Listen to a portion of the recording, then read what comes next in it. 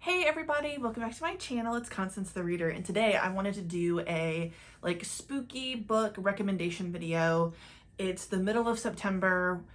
It's, I guess, technically fall, starting out fall, but we're about to get into October, and I wanted to recommend some books that I've read that I really liked, that were scary. They run the gamut of haunted house to paranormal to sci-fi with aliens. Very exciting. So let's just jump right into it. So one book that I absolutely recommend is Parasite by Darcy Coates. So this is going to be science fiction, in space, creepy situation. The first chapter of this book scared the crap out of me. I started reading this for Summerween, I think, and oh my god, I just think that the opening chapter was just so good. Very, very creepy. Basically, you are seeing this parasite get stronger and infect more people throughout the galaxy. So you're not just following one group of people that are in space when you read this. You're seeing several different people and how the parasite has traveled throughout space. And if I remember correctly, I think the final, for lack of a better word, showdown is who's going to stop it from getting to Earth, because at the beginning it's not quite there yet.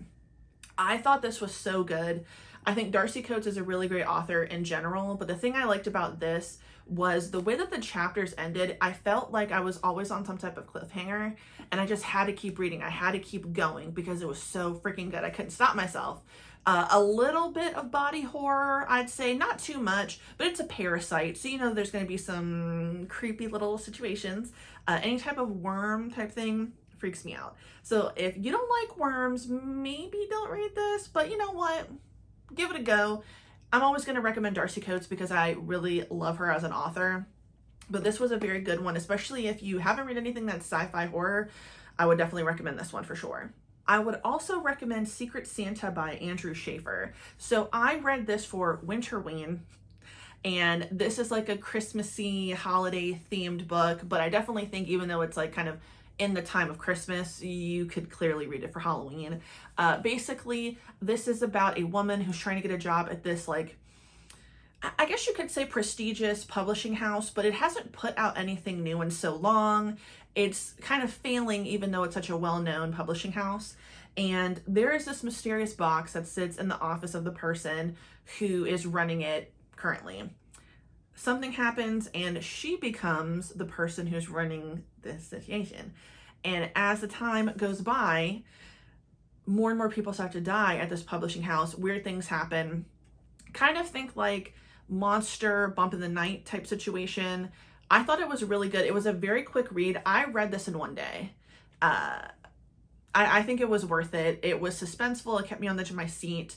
And whether, like I said, whether you read it in wintertime or you read it in Halloween, it's a big spooky little book. Another, well, it's so funny because it's the same name as the first book, but another sci-fi horror book would be Parasite, but by Mira Grant. Mira Grant is one of my favorite authors. I really love all of the books that I've read for her under this pen name. The other name that you might be familiar with is Shauna McGuire. So what are those books called? The Wayward Children series. I read like the first 3 books.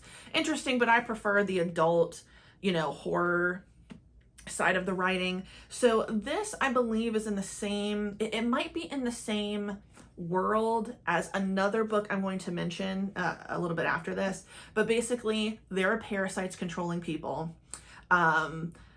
Kind of zombie-ish. That's more of the book that I will mention later. But when I think about this book, I think of it like, think of Resident Evil. So, there's this big corporation that had a hand in doing something, and we want to take them down. It's not as horrifying as Resident Evil can be, but there may be some, corruption going on when it comes to this one. Of the 2 books that are very similar, so this one and I'll just go ahead and name it Feed, which I will be talking about in a minute. I definitely prefer Feed just because I really liked the characters in that one. I still really liked this book. I still think you should read it, but I don't think it's as scary as most of the ones I will mention. That's okay. But I would definitely give it a try, especially if you've never read anything by Mary Grant. And if you don't want something that's like super gross, give Parasite, this is a trilogy, a try. I thought it was good. I read them all. So we'll go ahead and knock it out of the way. Feed. I would recommend this 1,000 times over. This was a fantastic book, and this is a fantastic trilogy. This first book at the very end had me sobbing. I cried so hard. It wrecked me. I read it at the end of the year, I think in like 2017, and I was distraught for a week. It was that bad. So I'll read the back for you. It's so funny. The year's 2014. We had cured cancer. We had beaten the common cold, but in doing so, we had created something new, something terrible that no one could stop. The infection spread, virus blocks taking over bodies and minds with one unstoppable command: feed. Now, 20 years after the rising, Georgia and Sean Mason are on the trail of the biggest story of their lives, a dark conspiracy behind the infected. The truth will out, even if it kills them. So, zombie story, I think a little bit more violent than Parasite, but to me, they're in the same kind of world, maybe not the same time, but like the same universe, if that makes sense. So like they said, they cured cancer, they did this, but out of that came something else that made people become violent, very zombie-like. But the interesting thing I like about this book is that the major news organizations became like completely unreliable. People don't trust them anymore. And it's Georgia and Sean and a few other of their friends who are delivering people the news. Think like YouTube vloggers, so to speak, where people like that are more trusted than major news organizations. And I thought that that was a really interesting like way to do it. So this is a wild ride. Again, I cried a lot. I don't remember how I felt at the very end. This is a series that I've been wanting to reread for so long, and I just haven't gotten around to it. I would absolutely like to reread it though, but you know, I got so many damn things on my plate. Read this if you've never, especially if you've never read anything by Mary Grant. Start with this trilogy. Do yourself the favor, please. Another space horror book is A Dead Silence by S.A. Barnes. I read this year.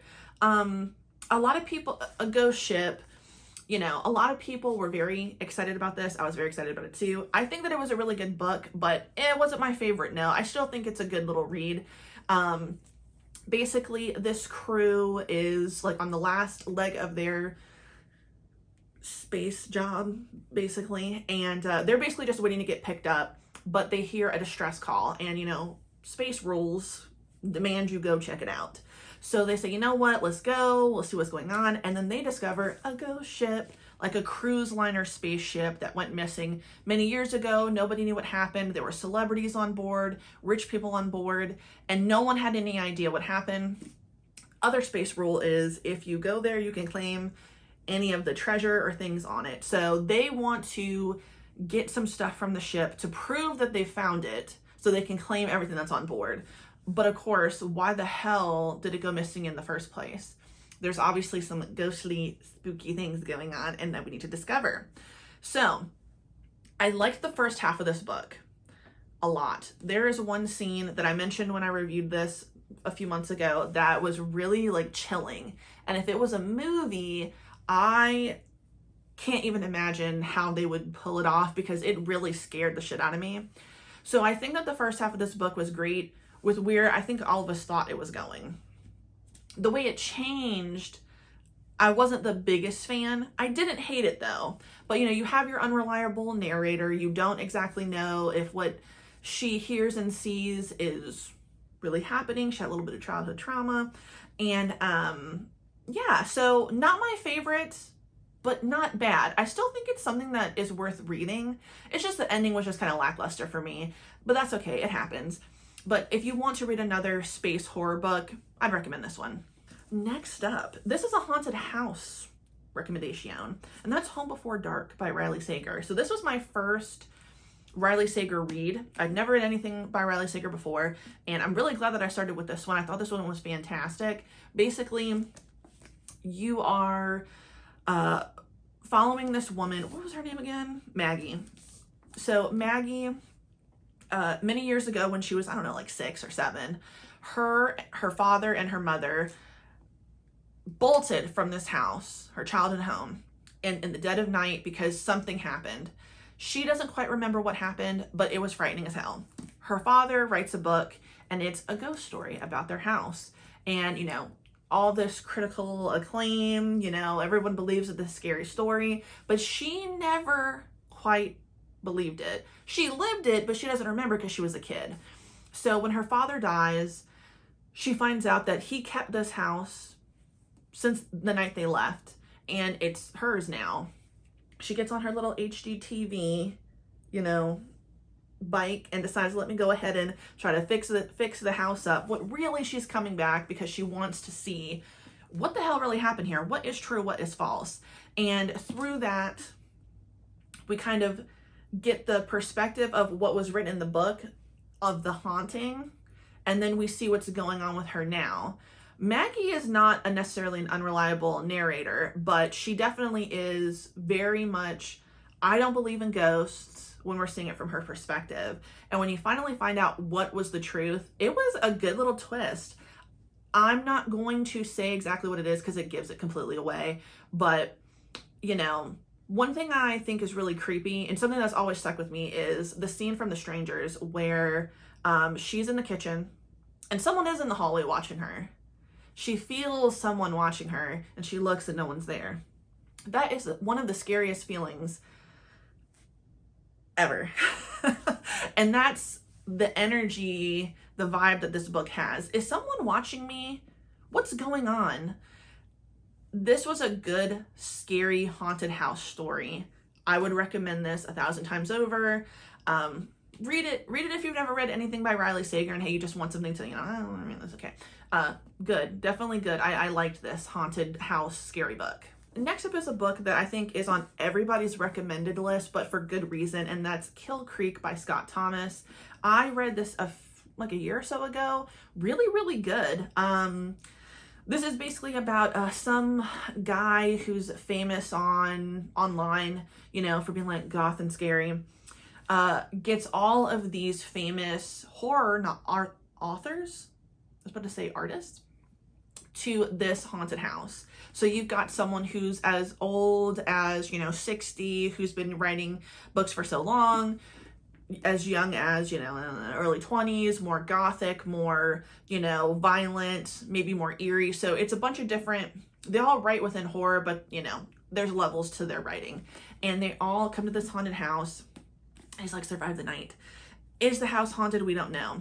Well, that's the interesting thing about this, because everybody leaves a little haunted by whatever happens in this creepy house. And I thought that this was really good. It was very eerie. And it's a book that, you know, it's not that short, you know, it's about 400 pages, but I definitely think that for me, having never read anything by Scott Thomas before, I think this was a good book to start with.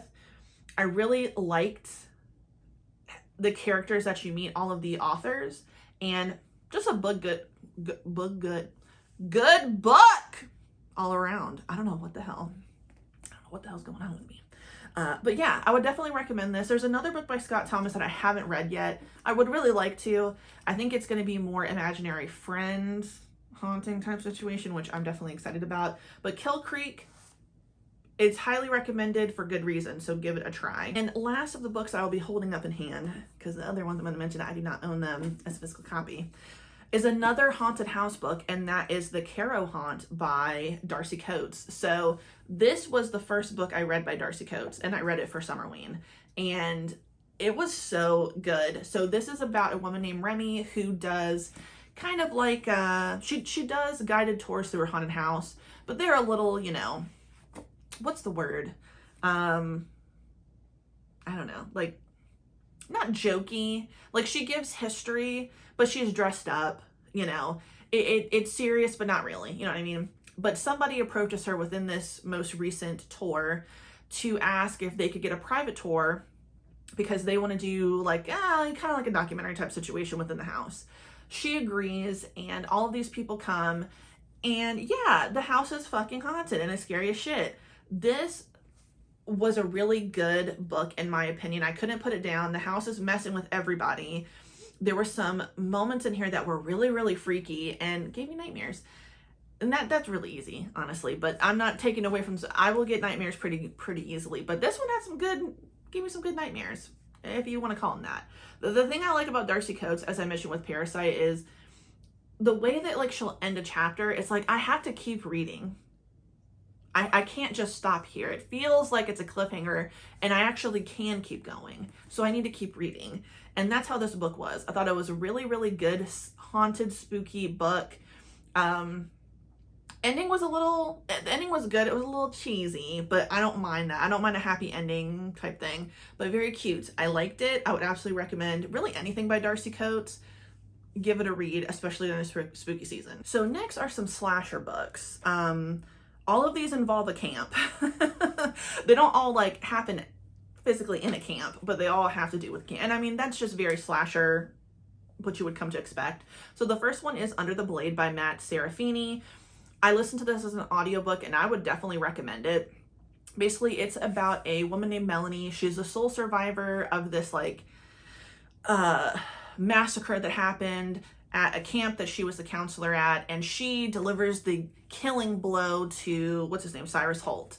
And she's never come back since. She's kind of lived her life away from this town, but she loses her job, and someone who has constantly told her, like, you would make a lot of money if you wrote a book about your experience.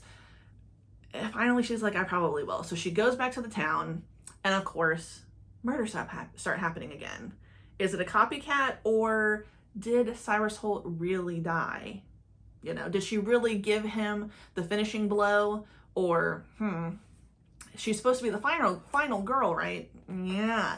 So I really, really enjoyed that book. It also has a bit of a cult, you know, situation. Like, is there a cult involved in this? I really like that aspect of it. There was a bit of a twist. It's always, you know, like the cop who's just trying to do good by this town.